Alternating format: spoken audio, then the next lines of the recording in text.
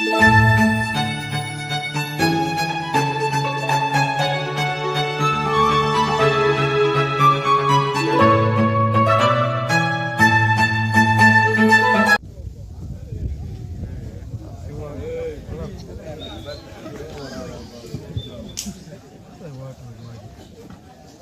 worship, distinguished guests, ladies and gentlemen, I'm most humbled to introduce an innovation that has captured the imagination of our municipality.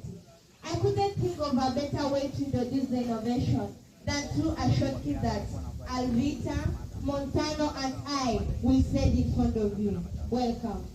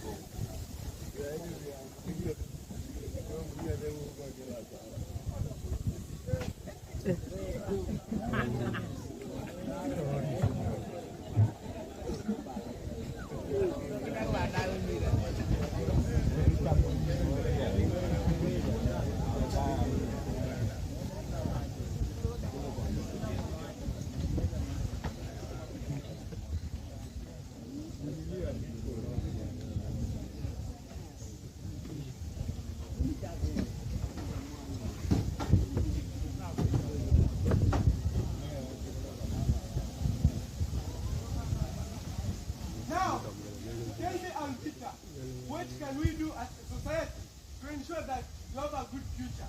Right now, it seems extremely bleak. I shudder to think about it. How do you know my future is extremely bleak?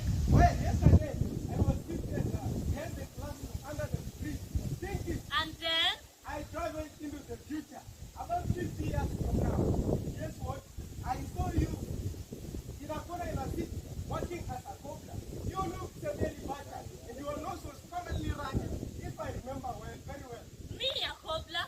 Was it a nightmare you had or a hallucination? No, it's called traveling into the future. You close your eyes and then try to figure out how your future will look like, given the past and the current trends. You can also travel into the past. One time, I traveled into the past until I came back into my mother's room. I sat there, facing my right. It was dark in there. Oh, what a strange thing to do. But a cobbler, you said? You are actually fortunate to have a source of income as a cobbler. Millions of young people were literally aimlessly in the streets and the city without meaningful employment. All of them were poor, hungry, and angry. You're really serious, Montano. You mean with all my education, I couldn't get a good job? You see, Alvita, our country has been producing more graduates every year than the number of jobs it's able to gain. At this rate, what do you think will be the situation over a period of 50 years? I was not in a better position either. I was earning my livelihood as a finance in a not so popular steel band at that time. But joblessness was not even my main concern. What is your main concern? The way your nose was running, as though you had a drop of fluid in the middle of your head. I frankly didn't think you could see another day. And why on earth was my nose running like that? This is unusual. I think it was because of the awful smell in the city at that time. All cities had a bad stench because cleaning had occasion and predictable weather pattern. It was early raining. It was raining once in a year, and at most 10 minutes. Alvita, the new climate will not support animal or plant life. You mean animals and plants had died? Most of them. In fact, people had no choice but to adapt to eating strange things like crawling creatures, sea creatures, rodents, and insects that could survive that climate. Also, these were very short in supply. Therefore, people had adapted to eating insects, synthetic fiber, plastics, and other bizarre things and food makeup. At one point, I saw you chewing a gummy bear. It seems you can eat anything, Alvita. You make it sound like as if life will just come to an end in 50 years. You are right, Alvita. Life expectancy has dropped drastically. You see now, people live up to 80 or more years. But in our future, people were only able to live up to 30 and 40 years at most. And why were they dying so early? most people could not afford good food and medicine. Crimes were also too high with people being slaughtered like chicken. Like chicken, you say? What with all these criminal gangs in the municipality, and as you all know, law enforcers and judges would only serve those who give their funds. So the rest of the people had to avenue for their protection and justice. They had to make their private arrangement for their protection and justice. This made people to take the law in their own hands. That's the situation pretty today. It has only aggravated in a period of 50 years. I will tell you, my dear Montano, lack of knowledge is darker than night. I also traveled into the future and I saw an entirely different world. Really? Tell us. You see, mistress, people become so creative that they design intelligent robots that replace even professionals like judges and police officers. So justice and law enforcement were rendered by machines to all people without discrimination. Wow, what an incredible idea. How could a robot possibly enforce law and make judgment? Oh yes, it can. Haven't you read about decision-making algorithms? You see, if today a computer software can do a better job than an accountant or a lawyer, then what is so special about developing an artificial police officer or judge? Oh, Alvita, what bedroom to entertain? Oh yes, it is true.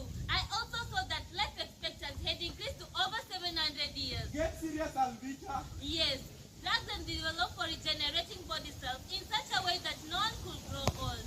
I remember seeing you, mistress. You look so young and beautiful at 250 years of age. Alvita, I always knew you had a fertile imagination, but I can assure you, no such future is possible, given the current trends in our municipality. Oh yes, it is possible. Through creativity, we have transformed human society so fundamentally that we did not even need jobs. Forget about cobblers and all that. Machines were doing all the work for us. All factories, hotels, and hospitals were being run entirely by intelligent machines and robots. There were hardly no human being in town. Only self-driven vehicles ferrying robots to various destinations to attend meetings and transact businesses. And that does not mean there are no jobs. No, we are busy with other intellectual pursuits. We invented outside the earth and spend a lot of our time conquering new territories in other parts of the universe. Oh my, what overheated imagination. We had even developed technology for cleaning the air of carbon emissions. We solved problems of climate change and you could make rain whenever it felt like it. Alvita, do you see that scarlet EB spikes on the school fence? Yes, I do. Why? We better discuss which side of the fence the bird will fly when eventually it decides to fly, rather than waste our time on idle music. Yes, I agree with Montano. If hospitals today barely have medicine, how frightful is it to think that there will be future when intelligent machines and robots will run them? From where will the resources come? You see, mistress, the resources are there even today. All you need to do is to ensure they are well used for the right purposes. There lies the whole problem, Alvita. We will never be able to do that. We can find innovative ways of ensuring that happens. Impossible, how? We just did it. My friend and I developed an innovation, an app to solve this problem. An innovation? Have you not heard that we won this year National Secondary School Innovation Competition? Oh, is that so? Tell us about it. It is an app, a simple mobile application on which we share information, videos, text and photos, just as they do on other social media platforms. The only difference is that we went further and developed what they call a digital pigeonhole. What does that mean? To understand it, just think of a traditional parliament. Each member of parliament has a pigeonhole or box on the wall where they get their letters, notifications, and other communications. Yes? Now think of a wall with a pigeonhole for every municipal department. We also get letters, notifications, and other communications from members of the public. This is what the innovation is all about. Only the pigeonholes are on a digital wall, and the letters, notifications, and other communications are in soft rather than in hard form, as in a physical parliament. That makes sense. Have you tried it? Oh yes, we initially deployed it on a trial run to protect our environment. People took photographs and videos of illegal activities that degrade the environment in the neighborhood, provided details of the location on where the activities were taking place and the people involved, and posted all this information on the municipal department responsible for the environment on the app. Officials of the department only needed to log into the app and check their pigeonhole to see what reports were sending to them. This is still continuing. Quite impressive. But does it help in ensuring proper use of public resources? Yes. Remember our argument? Yes, it does. People now share information on what the municipal about. People now share information about the use of resources in the same way. Take the municipal procurement process, for example. People now share information about on what the municipal council is procuring, how tenders are awarded, who win the tenders, whether those awarded tenders deliver goods and services required, the quality and cost of goods and services supplied, the duration of delivery, and so on. And to which municipal department will such information be given? It can be shared with the Crimes and Integrity Commission in case of abuse of the procurement and delivery process. The beauty of it all is that volunteers share information privately and anonymously if they so wish at the comfort of their homes or wherever they are. You just download the app into your phone from the internet, open an account, and there you go. Just post whatever information you may want to share. Please, let us get this straight. Where do you get the information on procurement, for example? From the people. The information is always with the people. Which people? The people, of course. Don't you know the people? Yeah. There is always someone with the information out there. Please, let her explain. The app relies on volunteers. These are good people who are ready to volunteer information that advances the public good. That is why we named the application the Samaritan, after the parable of the Good Samaritan, narrated in the Good Book. Good people? Are there still good people around? How sure you people will not write lies? People will take responsibility for what they write, as indicated in the terms and conditions of using the app. All users take legal responsibility for what they post.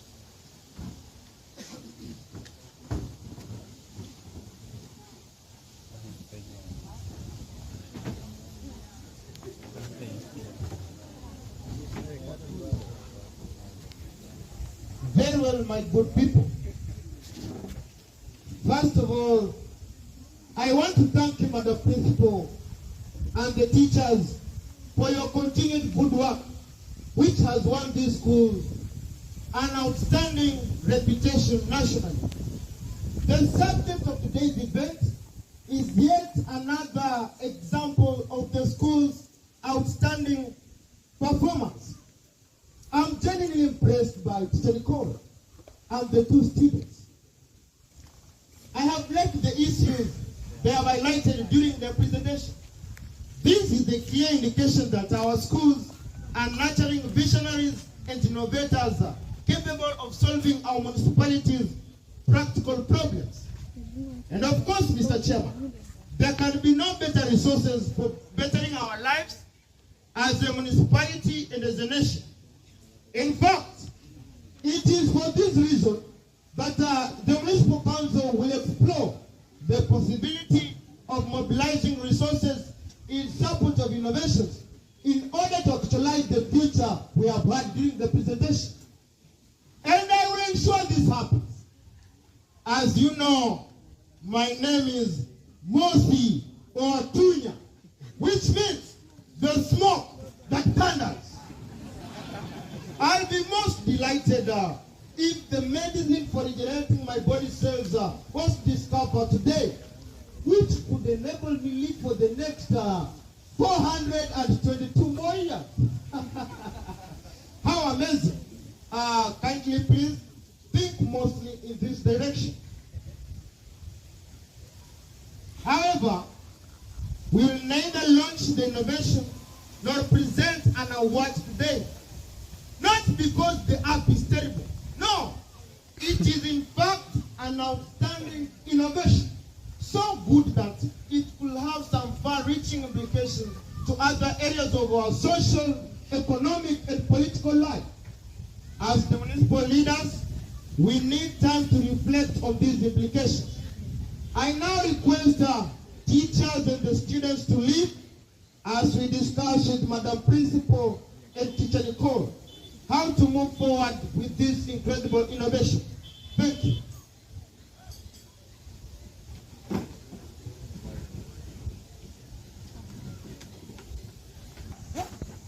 I'm afraid we may not continue with this thing. I've already forgotten what you're calling. But why?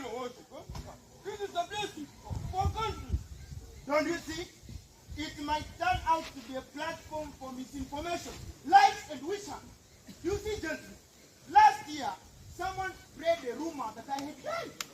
He just said to some platform meeting. It spread like a wild bushfire. And do you know, during that time, I had almost died.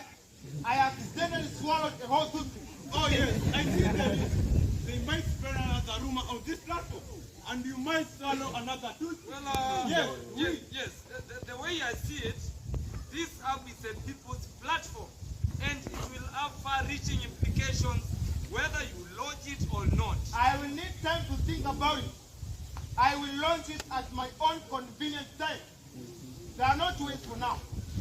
Hide inactivities regarding this thing until my office gives further guidance.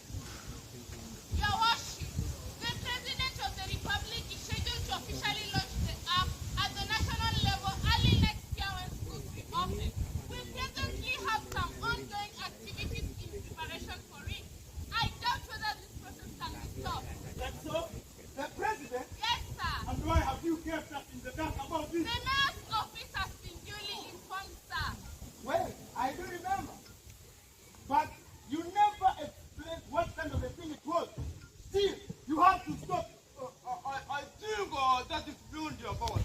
Your Worship, this thing you are talking about, it is a school project under their control. It is therefore in your power to find a way around it.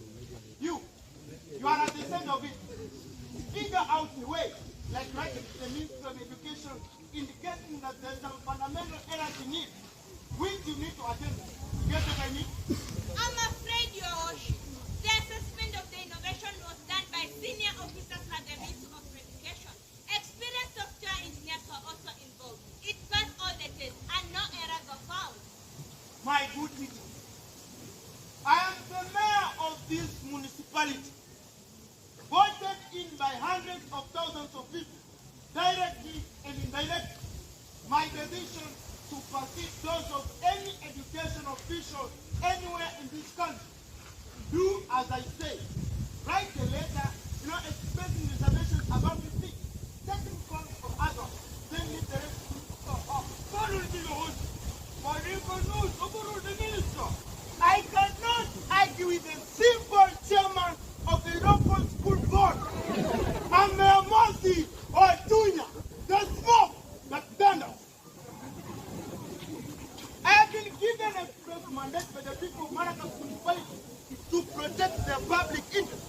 That's what I'm doing, and that's what I must do. Your Worship, the app has been online for a month now.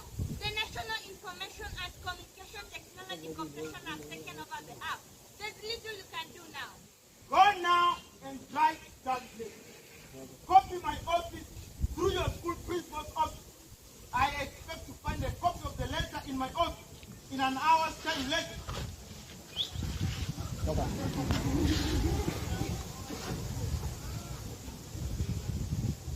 I'll do what is right.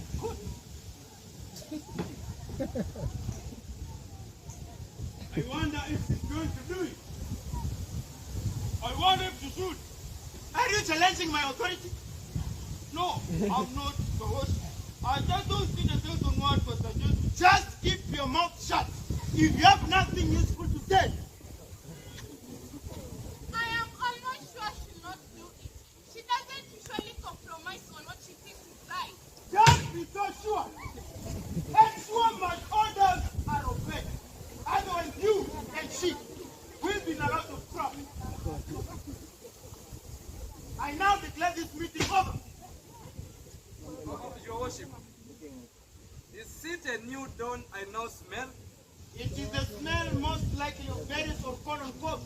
They are delicacies for the porcupine. No doubt it will be a delicious new dawn in our islands. Have you seen any dawn since you No. began smelling I them? have never been more hopeful, Your Worship, okay? Meanwhile, Mr. Basil, we must put an end to this. It is a grave danger for us. I cannot entertain this. No. Listen.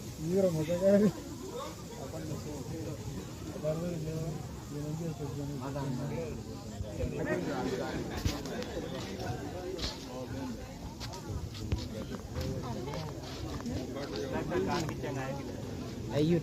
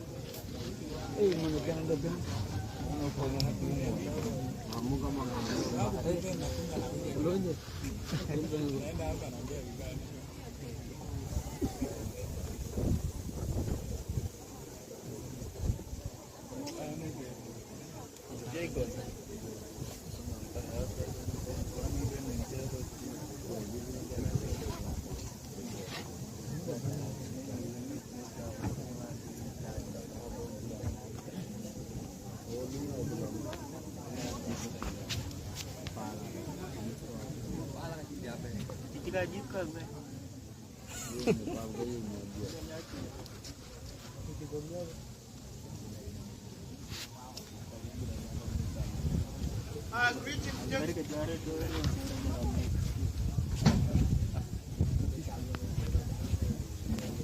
Mr. Harris, thank you for coming.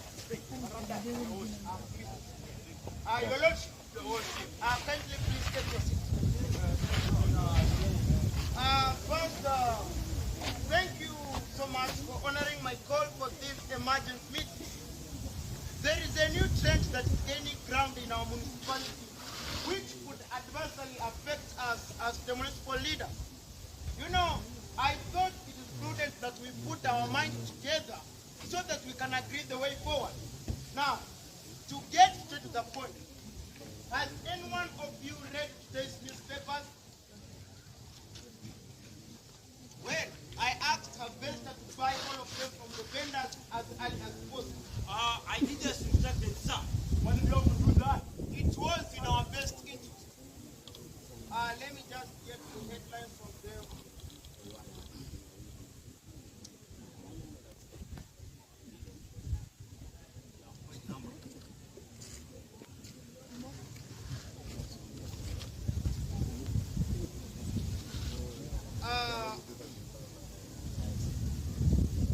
So, Mr.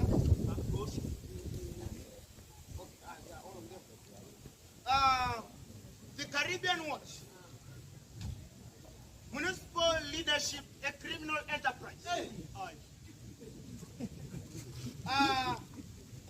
The Sentinel. The Sentinel. Municipal leaders stripped naked. The Insight. Roads in Maracas Municipal Council exposed. Jesus! The Spotlight. Municipal leaders face imprisonment. As you can see, the focus is on us as the municipal leaders. And the stories under these headlines are extremely damaging. I have seen called you out because, your departments are most affected. Are such headlines unusual? I think these are usual problems that leaders must have with the media from time to time. All we need to do is to give the editors and the reporters more boxes of chocolate. Yes, we can also threaten some of them. No. The problem is not the mainstream media. It is the Samaritan. The Samaritan is the source of all information on this newspaper. A Samaritan? Oh yes, I remember. There is a Samaritan in town. Who exactly is that? It is an innovation developed by two students, a boy and a girl, at Sagrada Secondary School. Last year, during a closing day, I was invited to the school to officially launch the innovation in our municipality and present an prize to those two students who created it. I declined doing so. When I figured out innovation might be a problem to us, it turns out that I was right. Innovation? What kind of innovation? I must confess, these things of internet are a little bit out of my depth. I believe the harvester can explain.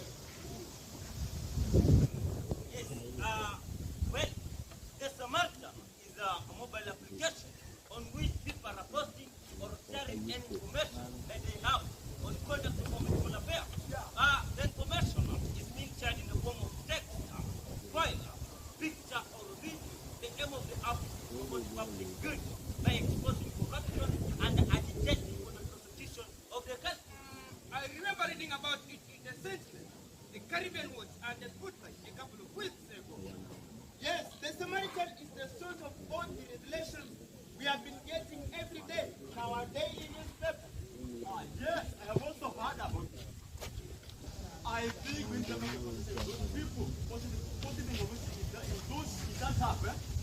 Mr. Vesta, just offering some cash.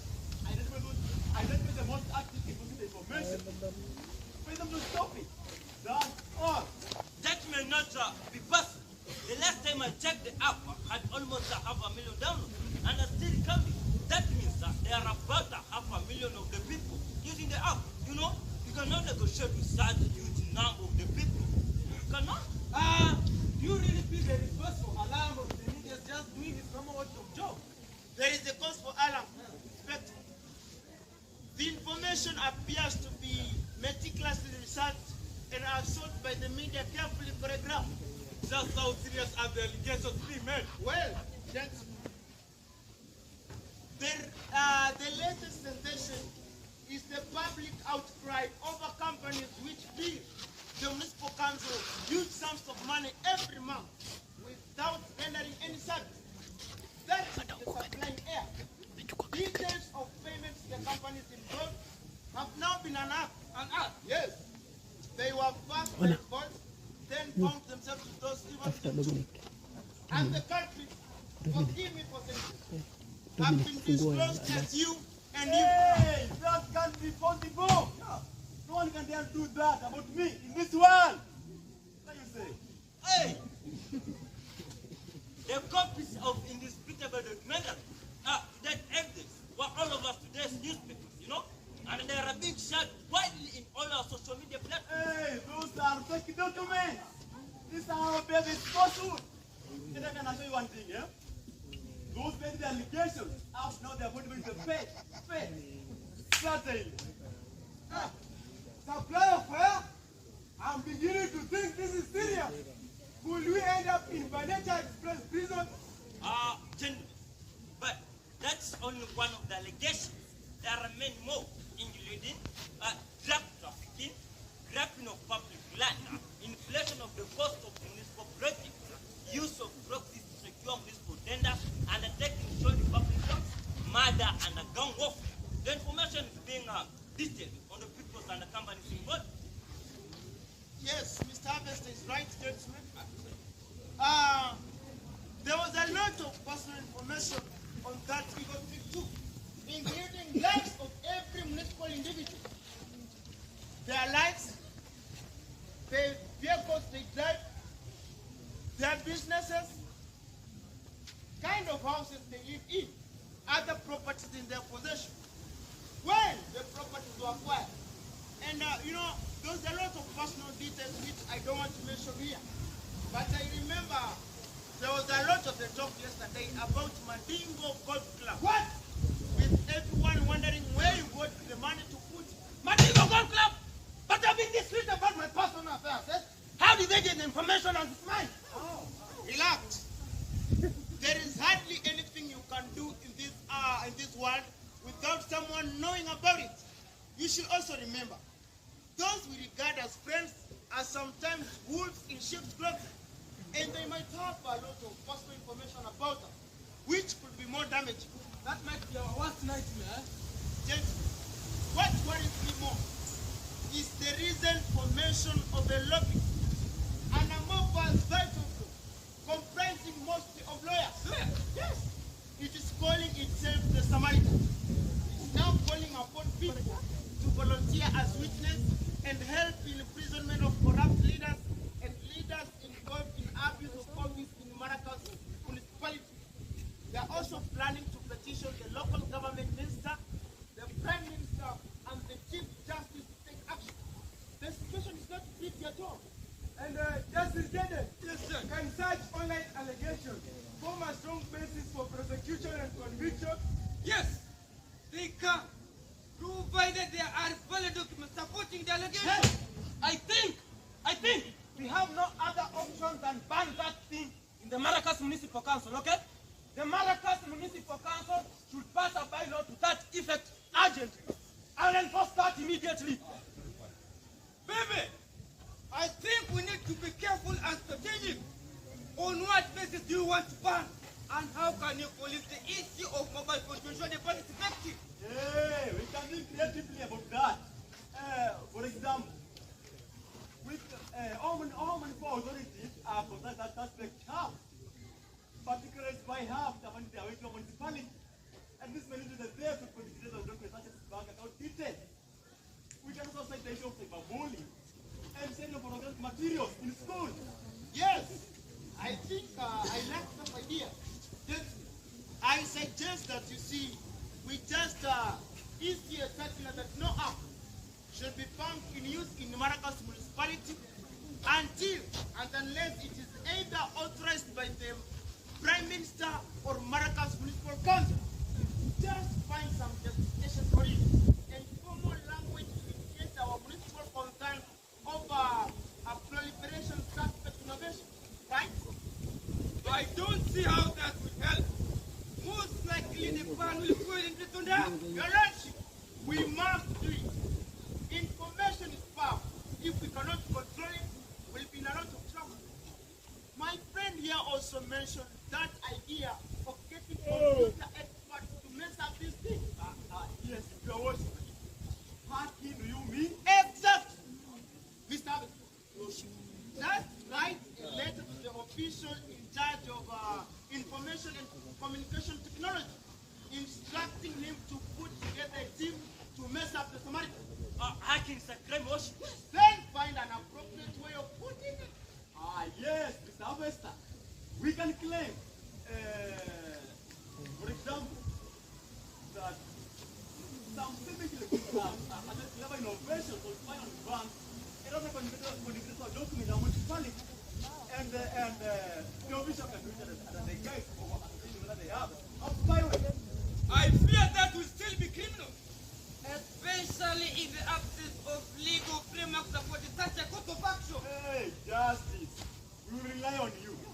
Should these issues come to the court? But you see, we need to be strategic. No court on earth will support malicious destruction of private property. Hey, we are in this together. Yes. You can always figure out a way or find out an appropriate language for dividing such a course of action. Together? Yes. What do you mean we're in this together? Is supplying the help the most focused on? Hey, Your Lordship, we all have skeletons in our closet. Yes. I mean here and there. We must work together. What do you mean by skeleton? Hey, Justice. Are you saying you have no skeletons at all? The issue is not if I have skeletons or not. And in fact, as you can see, I'm not erected. But you see, quite so often in life, what matters not what you do, but how you do it. You can fly into competent tutoring and still get away with it, provided you do it below the radar. What's that supposed to I mean? went to school. Fine. Gentlemen, I do not wish to be part of these criminal proposals we are making here. I will pronounce myself in this matter if and when I'm directly confronted or your cases are brought to my attention in court. You cannot have careless and reckless skeletons all over the place and expect me to clean up the mess. Your Lordship, Your Lordship and all.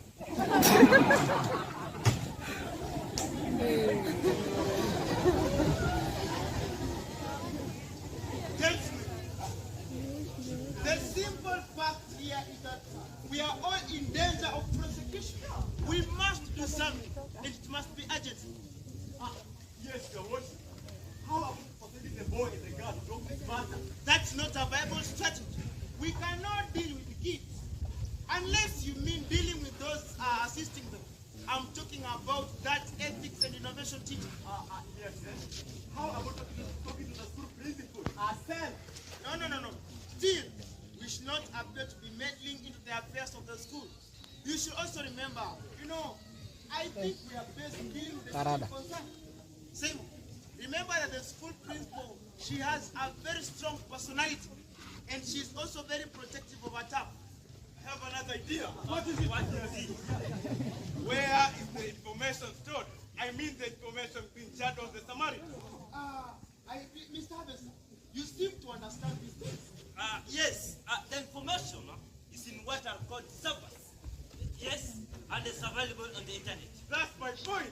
We just get the information from there. So where is the internet it. And how do we get there? That line of thinking cannot help us. Gentlemen, I have a solution. What solution? Money, and more money. You mean we give money to the two students like the teacher? No. Population enough money to fund any case. That might be brought against us, and if necessary, enough for dealing in other ways. And also insist on pursuing us. Good idea, but I have lots of projects. I don't think if I can raise any money now. I do just finish the Mandiko Club event here. I must rock us and charge you. I cannot raise a meaningful amount either. If that is the case, why can't we find a way of averting the court cases from coming up in the first place? How do you do that? What's that? It is an idea that struck me as I was having a walk along the beach yesterday. We can conduct a truth and a reconciliation exercise. How will that work? We will announce a grace period within which everyone in our municipality should become cleaner, confess their mistakes, give back what they have acquired illegally, forgive one another, and then open up a new chapter of honesty in conduct of our municipal affairs. That has never happened anywhere in the world. It can be a local initiative. I know the truth. That's it. Mr. CEO, is it an institution at the admission of guilty? How can I represent myself? And in that case, what if we are accused of crimes after acquiring wealth? Regular. Exactly. I doubt whether restitution is a good idea. That takes us back to the idea of raising money. We must raise money to wage our cases. We may procure loans or sell our property. Yes, sir. Since it belongs to lot of the money, where can we find a way of getting money from the municipal fund? What I say? Municipal fund, how? We just need to do some reallocation of budget line items. Yes, I agree. We must set aside money to take care of individual investigators, prosecutors, judges, and lawyers if things go wrong. Yes. You see, there was this system in our town. It's at a terrible state. There is garbage all over the place. The drains are broken. As we speak, it is a serious health hazard. We can just find the allocation of some funds, in order to address this problem.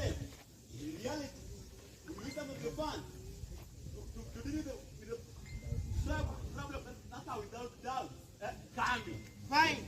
What? We have to get the money to fight the cases. And enough of it, I dare say. Well, but that will only get us into deeper problems. Yes, it will. But we will be the better harm to deal with the trouble. And even more of it. Over my dead body. What you are suggesting, it is illegal. The law is very clear, gentlemen. A municipal council cannot spend any money at any time, except as provided in the national estimate and as contained in appropriate acts approved by the parliament. Hey, what do you mean? You would rather we are prosecuted and in prison?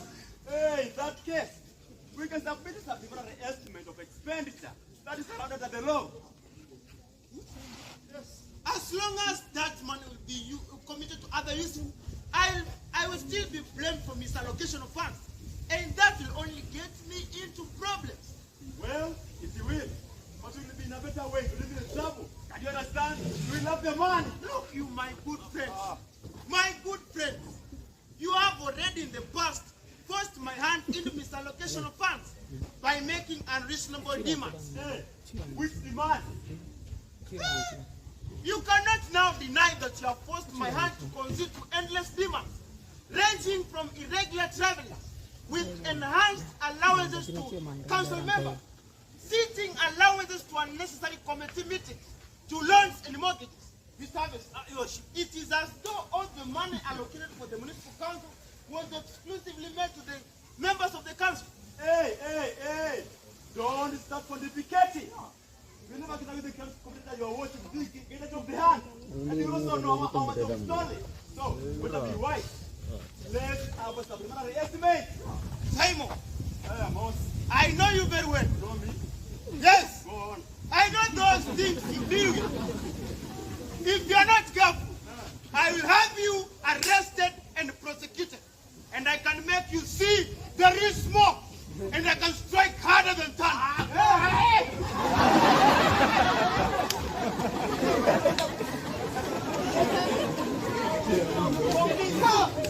We help you get elected, and we can get rid of you. You fools!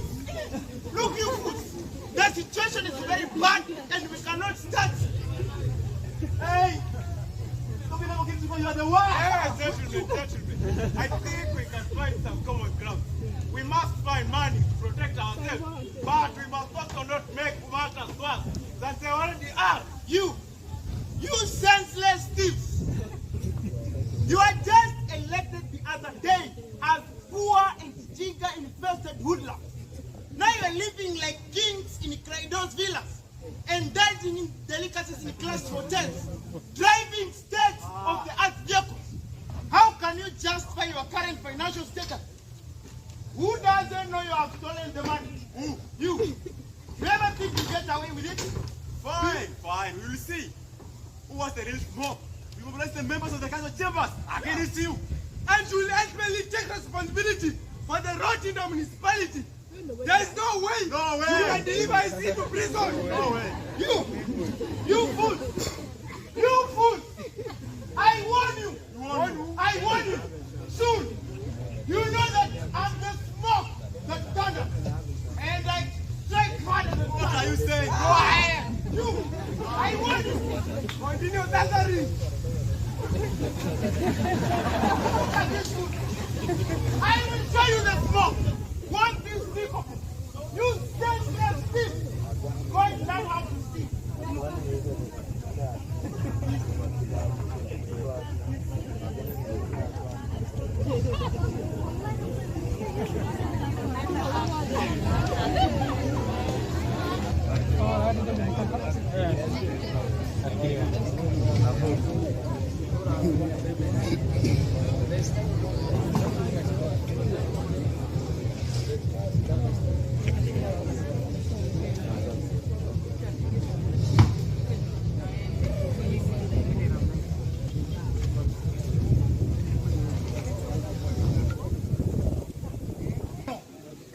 The Samaritan crisis has snowballed into a huge nightmare since our meeting a week ago. I have called you here as my dependable allies so that we can agree the way forward. Before you can go further, your worship, it's only fair I bring to your attention the very likelihood of my untimely death anytime soon. What did you say? Yes! I logged into the app yesterday and I found out that I'm accused of countless cases of corruption, violation of human rights, drug peddling, and extortion. And it's giving me willies. I know very well, my blood sugar isn't good. At one point I suspected it. Wait, did you say sugar? That is a little bit dangerous. You may need to eat some salt every now and then. But above all, don't worry.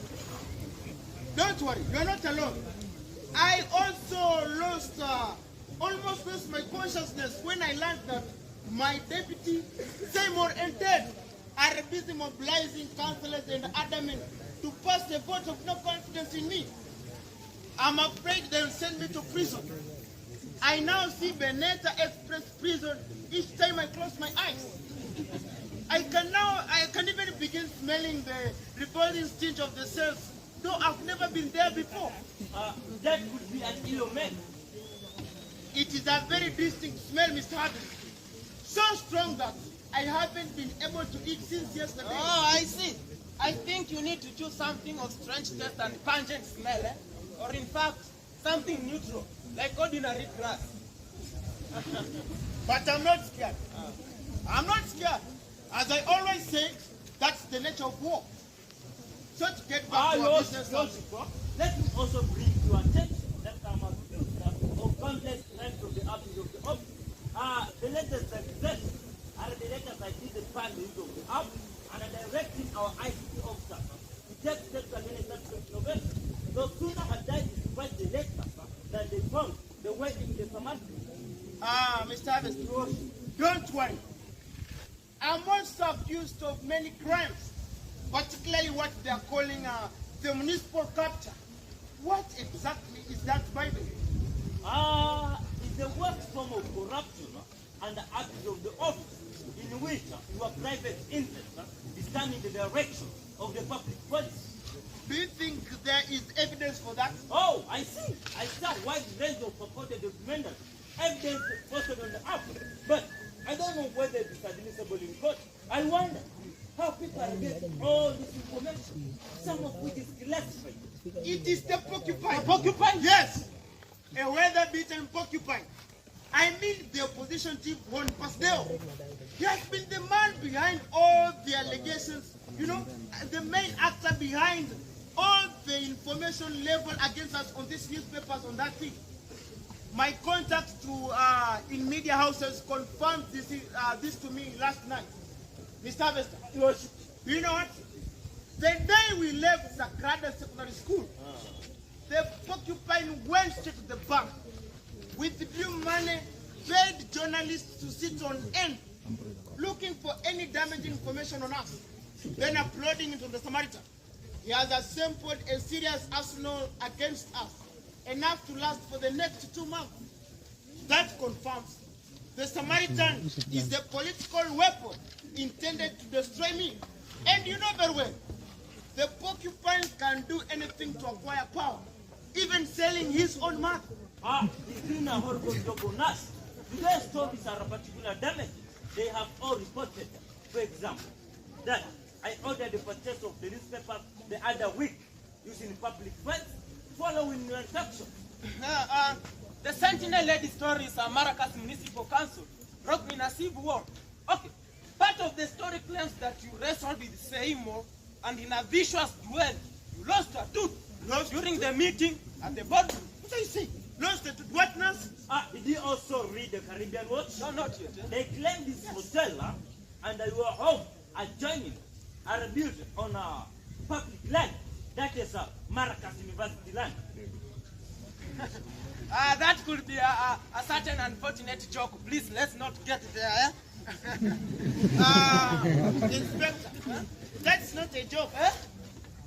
I had heard about that, you know, that story of Maracas University land long ago, before even the Samaritan came to town. But of course, I was not very sure. I think you need to counter check. Mostly. What you have is the What? What are you people saying? What do you mean it's the university land? Okay, how? When? Where was the university all these years?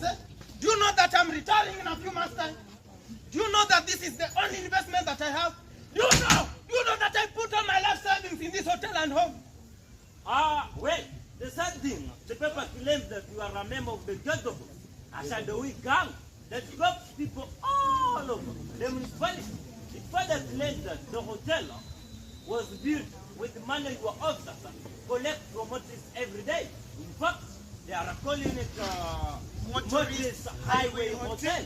The paper also says that you have transformed municipal police force in your personal outfit, you know, for collecting bribes from guilty and innocent alike.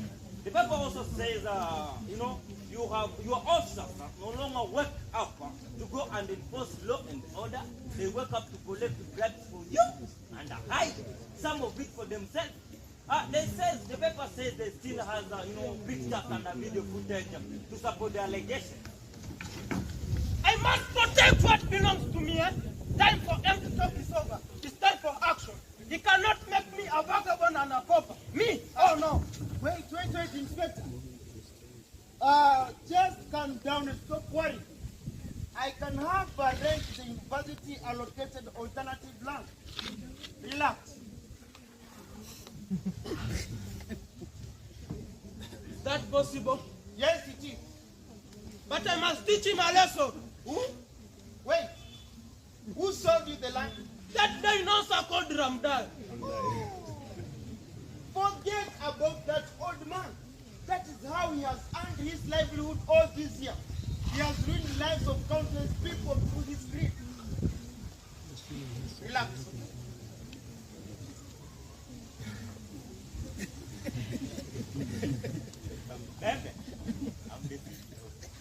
But your worship, are you sure we'll sort out this issue of the university land? Leave that to me. Okay. Just So much for those observations. Anyway, let's now get back to the serious business of deciding how to deal with this issue. First of all, Mr. Harvester, I want you to mobilize your staff to prepare a comprehensive press statement to be issued tomorrow. The statement should focus on countering all allegations leveled against us on these newspapers and on that app. I would like to have a press conference sometimes tomorrow. Yes, sir. Then get someone to give me some talking notes and include points on cyber. Oh, Inspector, what do you call them? Those are internet crimes. Cyberbullying? Yes, those ones. And also include something of on our concern of software innovation to justify the instructions we gave to our ICT officer. Gentlemen, we should also deny ever refusing to give a prize to those two students at Sagrada Secondary School. Indicates that we are finalizing arrangements to give the present. And to the mainstream, the use of the app to run the municipality to enhance transparency and accountability. Yes, sir. Then arrange for a press conference every day. You know, we must give the impression that the municipal council is running normally. We must hype the messages that all the accusations leveled against us on that app are lies manufactured by political opportunists and election losers. But just, you see, those are just, small housekeeping matters we need to address. But the main problem and the urgent problem is the vote of no confidence meeting. My deputy Seymour and Ted are busy, mobilizing members of the chamber to open a debate over that issue tomorrow. That vote of no confidence must not see the light of the day, not even over my dead body. To be on top of things, we should find some information for arresting them immediately. I'm not very sure that is the best strategy at this time. Let's think carefully. As they say, discretion is the better part of valor. How about stopping the moving court? Mr. Harvester, I find our courts undependable. They follow money more often than they follow justice. Anyway, do you remember how Justice Jan Jaden spoke the other day? I think I'm better off mobilizing my political base to defeat the vote of no confidence motion. On the floor of country chamber? Yes! Won't that be a running significant risk? The majority